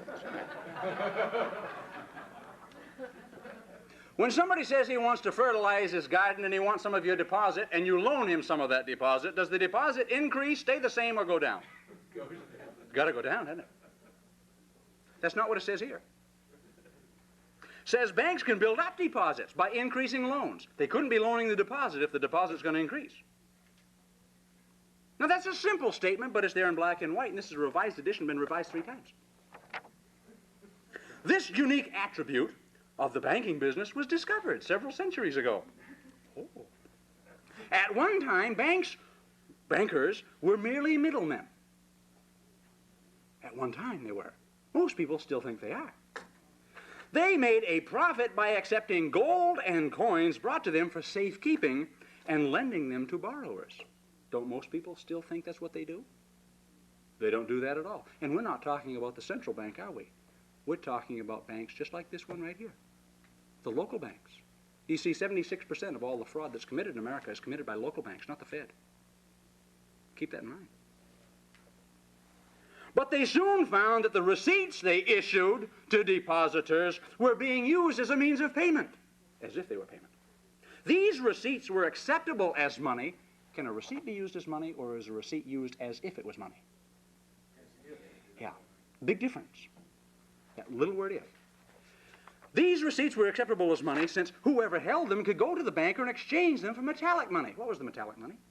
Gold and silver. That was what was used as money, not the receipt. The receipt was used in lieu of the money. Then bankers discovered that they could make loans, watch this, merely by giving borrowers their promises to pay. Brackets, banknotes. Oh, how sweet it is. Can you imagine Hertz and Avis doing that?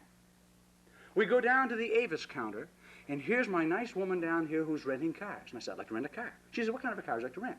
Oh, I'd like to rent a new K car. I mean, it's kosher or something like that. I don't know. I want to rent a new K car. Anyway, she says, fine. She gives me the keys and a rental agreement. I go out into the parking lot. I'm looking around. I see all the signs that says reserved for Avis, but no cars. Come back in. I said, excuse me. I said, must have a problem. I said, I can't find any cars out there. Oh, she says, there aren't any. What do you mean there aren't any? I've got to catch a flight out of Atlanta, and I've got to have the car to get there. You promised to lend me the car. That's right, she says. That's what we loaned you. We loaned you the promise.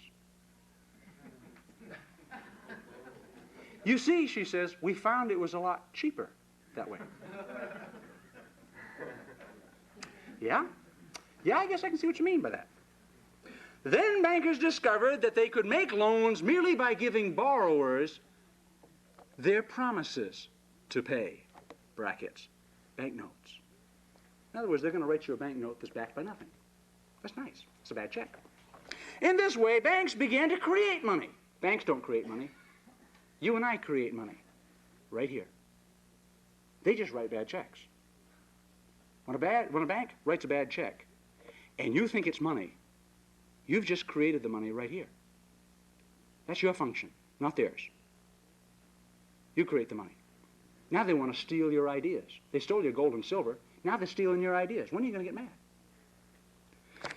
More notes could be issued than the gold and coin on hand because only a portion of the notes outstanding would be presented for payment at any one time. Can you believe they put that in black and white in a magazine? Boy. Fraud. Black and white.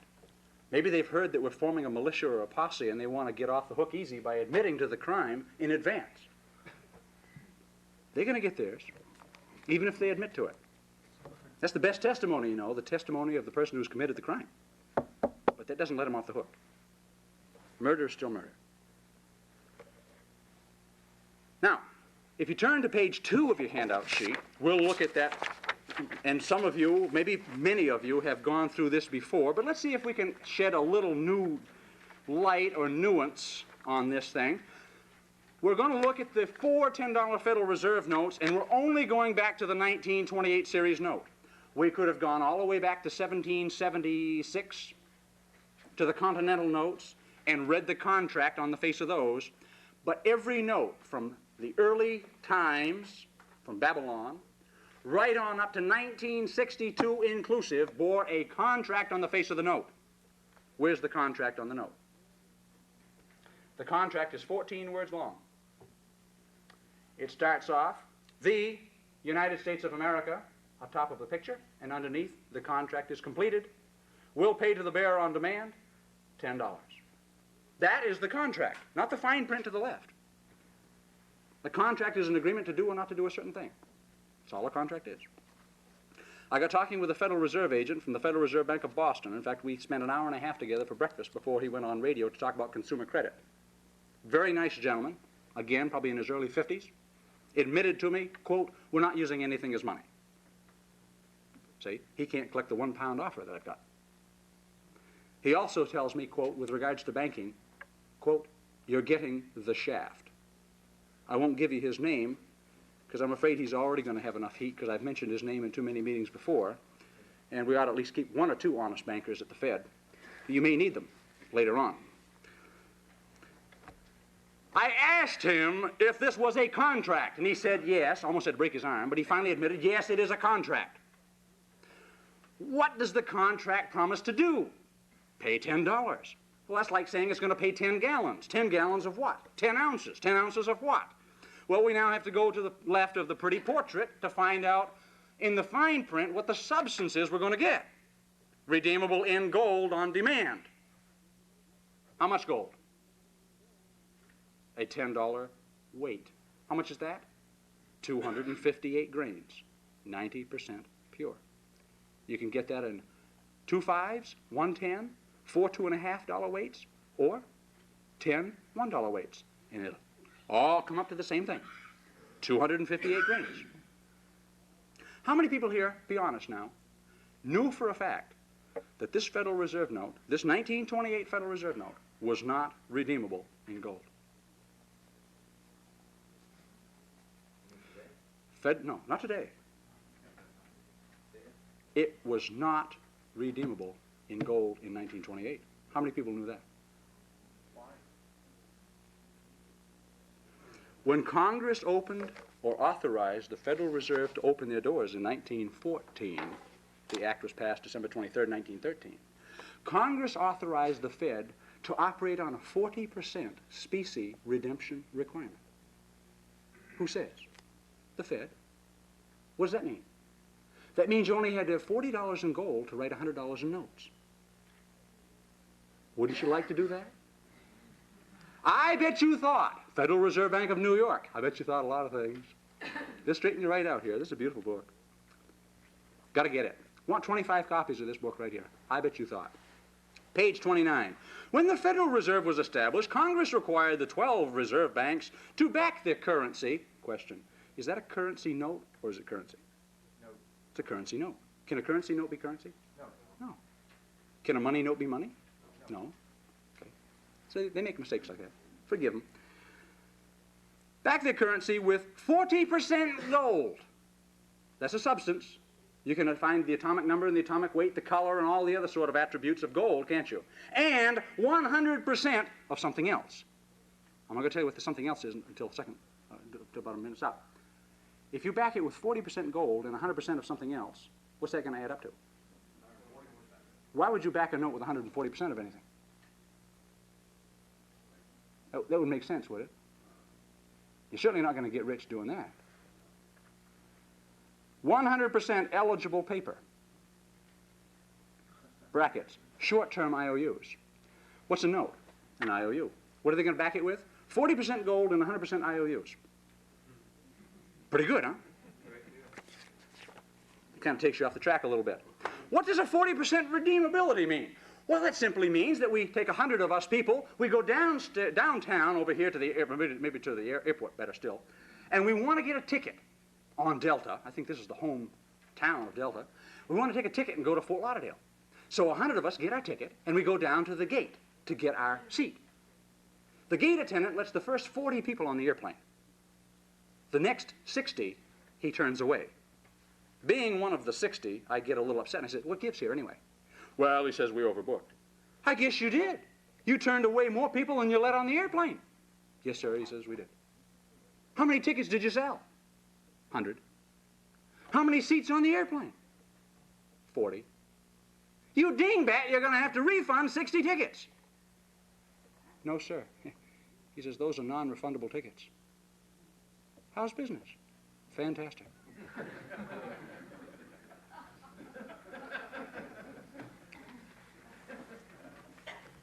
Oh, we let this gentleman down here with a gold leaf come in and open up a nice checking account with my bank. And I like you, sir, because you laugh at my jokes.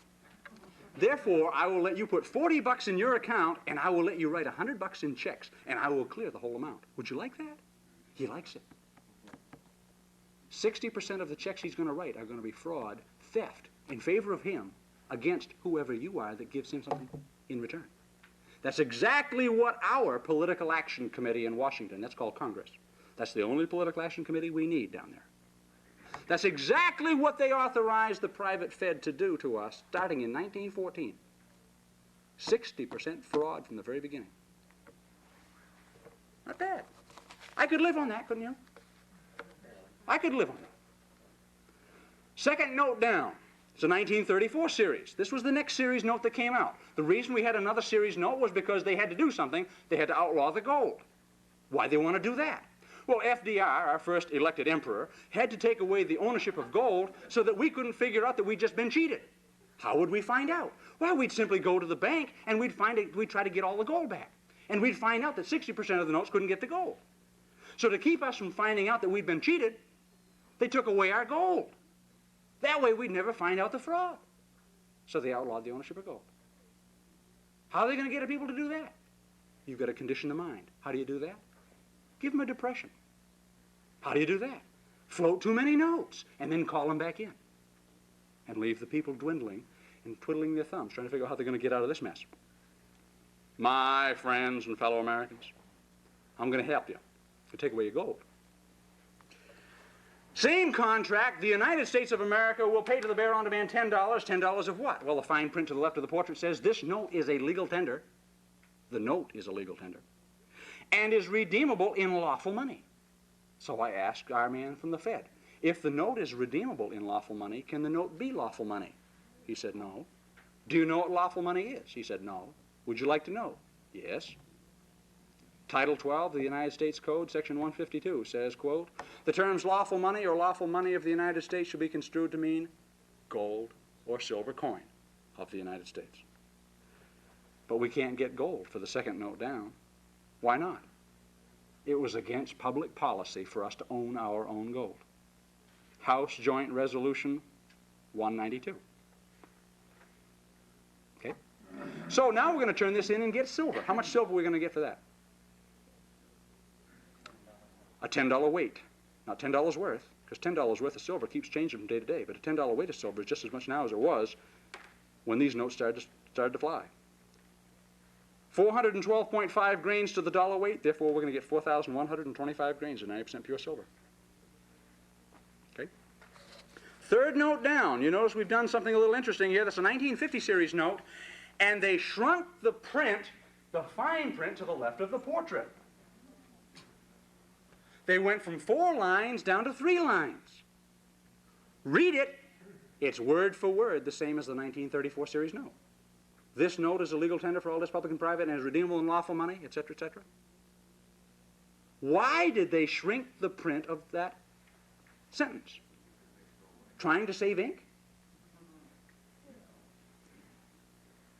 And in 1963, unfortunately I have a 1977 series note there, but in 1963, the first of the no promise notes came out.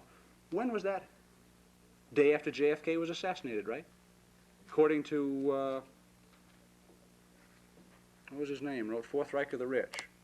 Griffin, right? 50 million new notes came out the day we were watching the tube. And the new notes changed the printing to the left of the portrait. This note is legal tender for all this public and private. And you notice that they went to a little bit larger print this time. And underneath the pretty portrait, they took off that very important line, will pay to the bearer on demand. Trying to save more ink. I'm sure that was an oversight, and they'll have an oversight committee look into that, I'm sure, pretty soon.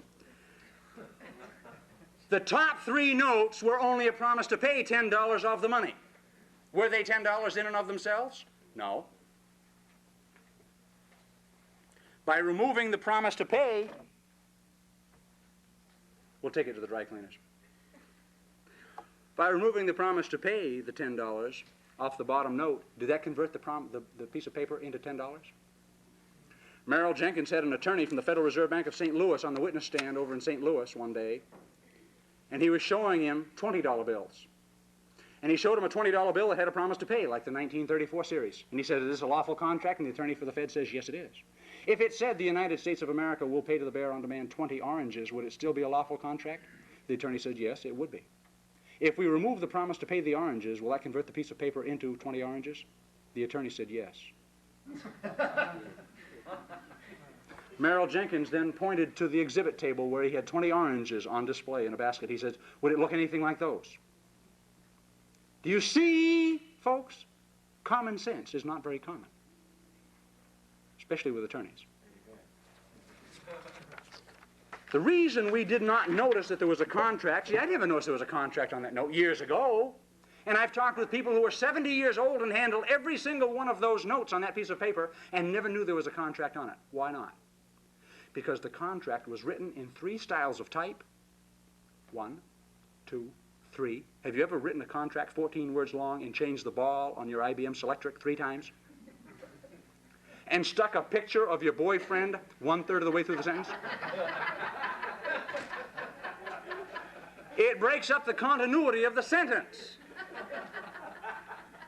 In fact, at the turn of the century, we had thousands, between 8,000 and 12,000 banks at the turn of the century were issuing their own notes. Those were in the form of national currency notes. This one here was written by the Merchants Mechanics First National Bank of Baltimore. We'll pay the bearer on demand $10. There's 1, 2, 3, 4, 5, 6, 7 styles of type to write that contract. Now that wasn't bad because they put the whole contract right in the center. Some of them weren't that nice.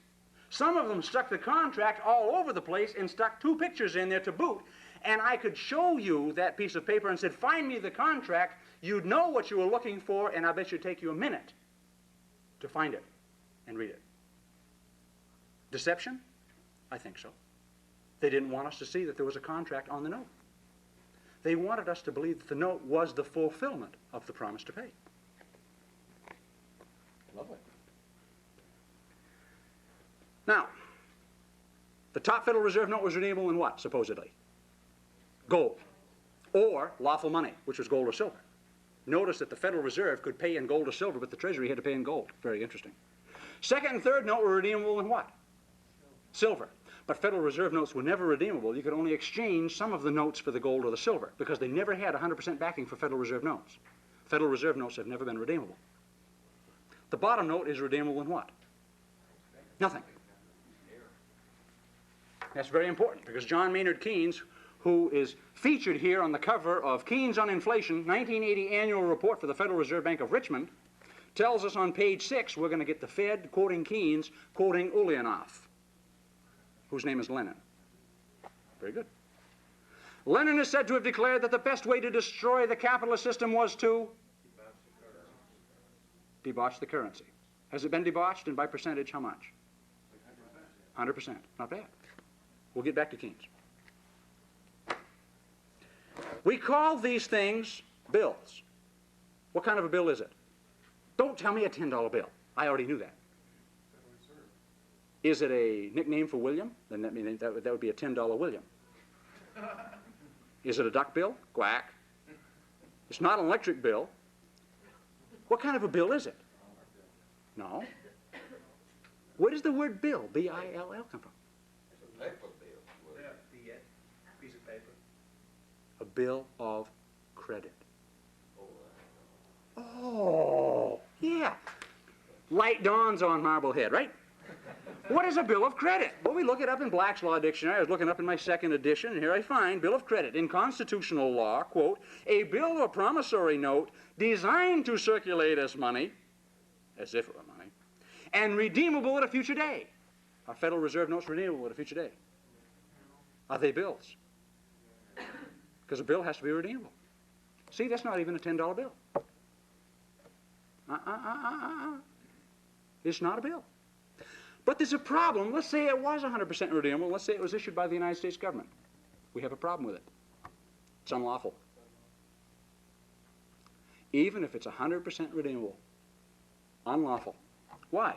Because the intent of the framers of the Constitution and the intent of the legislators is the law was to prohibit all issues of legal tender. Who says? The Constitution, for one. Does it? Yes. Because the Constitution is a document that enumerates powers. Can anybody show me in the Constitution where the federal government is given the power to emit legal tender bills? The states are expressly denied in Article 1, Section 10. No state shall coin money, emit bills. Okay, the federal government isn't given the power, therefore it doesn't have it. Why not? The 10th Amendment. The 10th Amendment says those powers not delegated to the federal government it doesn't have. They are reserved to whom? The states or the people. Can the states emit bills? No. Article 1, Section 10 says they can't. Therefore, the federal government can't do it because the federal government wasn't told they could.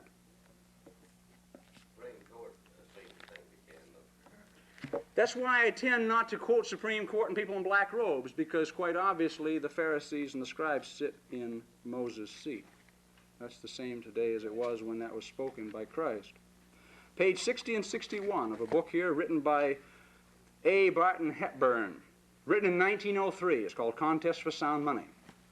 He was ex-comptroller of the currency, superintendent of banking for the state of New York, and many other things. Page 60, he refers to Article 1, Section 8 and Section 10 of the U.S. Constitution. Then he says here, quote, fresh from their experiences with continental paper currency so disastrous to all, it would appear reasonable to assume that the intention of the framers of the Constitution was to prohibit all issues of legal tender paper by Congress. You see, prior to the ratification of the Constitution, we had a Continental Congress. And the Continental Congress had been given the power to coin money and emit bills. Did they emit bills? Were they worth much? Not worth a Continental. The second time around, ratification of the U.S. Constitution in 1787, somebody suggested give Congress the power not only to coin money but emit bills. And what did they do? They said, we're not going through that again. Recorded by Eliot's debates. In that debate, it tells us here, quote, the words were stricken out by a vote of 4-1, and unquestionably the convention intended to withhold from the federal government the power to create paper money with legal tender attributes. Well, people say, what about the Lincoln Greenback? Familiar with Billions for the Bankers and Debts for the People? Anybody ever seen that book? Widely circulated. I don't dislike the man who wrote it. I have a problem with it, however. Lincoln Greenbacks are unconstitutional. Page 419, Mr. Hepburn. Relying upon the opinions expressed in debate, it is safe to assert that Congress believed the Legal Tender Act of 1862 unconstitutional when they voted that it become a law. I don't care what they said in Juliet versus Greenman, U.S. Supreme Court, 1884. Congress believed they were breaking the Constitution when they passed the Legal Tender Act of 1862, and that gave us the first legal tender notes, U.S. notes. Why did Congress wait over 70 years to emit their first bills of credit that were going to circulate as a legal tender? Coinage Act was passed in what year? 1792. Why did they wait until 1862 before they passed the Legal Tender Act? They knew they didn't have the power to do it. How did they get away with it? An emergency. War. The FEMA of the day. Because you see, in an emergency, I will probably take your freedom away from you, and you will take his freedom away from him. That's what we do when somebody declares an emergency. And they violated the Constitution right there on the Senate floor while people were out there declaring war on one state and another and violating it on the battlefield. What about gold certificates, people say? Well, here's one. This certifies that they have been deposited in the Treasury of the United States of America, $20 in gold coin payable to the bearer on demand. This certificate is a legal tender. What was the intent of the framers of the Constitution? To prohibit all issues. Gold certificates came out after U.S. notes. In fact, they came out just before the silver certificates. All of them unlawful. They might have been legal, but they weren't lawful. Because you see, they violate, when you start trusting in the paper notes, eventually someone's going to confiscate your labor with an extra note here and there. And the Fifth Amendment says that private property shall not be taken for public use without just compensation. Do you have a question, sir? Can you wait till we get to the end? I'd rather handle the questions a little later on. Otherwise, we break the continuity. And I'll lose my mind. I'm not afraid of the questions, however. Legal tender notes violate the Fifth Amendment. It is getting a little warm in here, isn't it? You ought to be up here. Now, we had notes that were once payable in gold, then payable in silver, now payable in nothing. But that doesn't sound very good, and the Federal Reserve will tell us what the new notes are now payable in. I bet you thought Federal Reserve Bank of New York will tell us what has been currently monetized. We had once monetized gold, in other words, monetized coin or fashion into money. We had monetized silver, but then we demonetized gold in what year? Okay, 33, 34, okay, in that period of time. Demonetized silver when? Okay, the silver was taken out of the coin in 65. Redemption of silver certificates was repudiated June 24th, 1968. What is currently monetized? Well, the Federal Reserve will tell us. Banks create money, very good, by monetizing debts. Debts have been coined into money. Can you drop a debt coin on the floor and hear it hit the floor? Can you throw a debt coin through a window and hear the glass break? Is that a mistake? No, it's a second edition, 1980. Can we get a confirmation? Sure. Federal Reserve Bank of Chicago. Two faces of debt. Notice what color the cover is. Page 4. In addition to securities, the federal government issues non-interest-bearing debt, currency or paper money. What is that? An asset? No. Debt. In actuality, it's not a debt, it's a liability, and a liability is an evidence of a debt. But we're getting technical. Page 1. In fact, I'll stay on page 4 for a second. Currency, is that currency or a currency note? No. Right, currency note. Currency is so widely accepted as a medium of exchange that most people do not think of it as debt. When you went into the bank downtown and they wanted you to make out an asset and liability statement for a new loan, of what, I don't know, they asked you for your assets and liabilities. Did you list those in your savings account as assets or liabilities? Come on. I did the same thing. Assets. Yeah. We didn't think of them as debts, so we called them assets. And did the local banker correct us and say, oh, you made a mistake? No. Keep them guessing. Page 1, everyone knows what debt is when he owes it.